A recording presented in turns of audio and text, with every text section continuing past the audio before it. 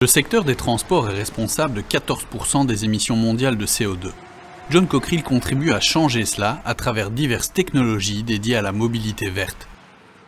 À Panama, nous avons réalisé la construction des 2 lignes de métro pour un total de 37 km. Et nous avons fait les 3 ateliers de maintenance pour l'entretien des rames. Ce projet a permis une diminution du trafic routier et donc une diminution des émissions carbone pour la ville.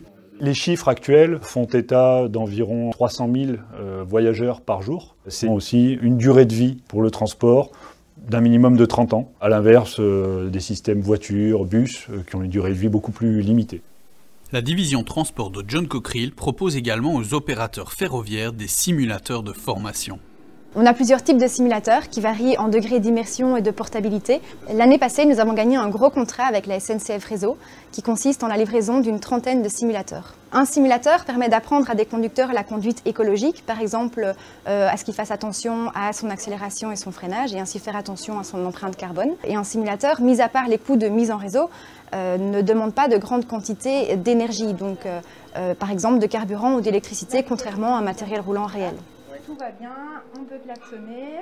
Les équipes de John Cockerill interviennent également sur les infrastructures fluviales afin de maximiser leur disponibilité. Résultat, quelques 50 000 trains et 3 millions de camions évités sur les routes de France ces 2 dernières années. On fait énormément de rénovation d'ouvrages fluviaux comme des écluses, quelques barrages, on fait de la modernisation.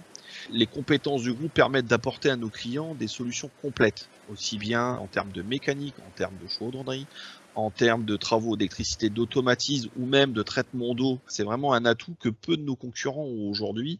Réseau de trains, trams et métro, simulateurs et maintenance ferroviaire, infrastructures fluviales et même bientôt mobilité hydrogène, John Cockerill participe résolument au développement d'une mobilité verte.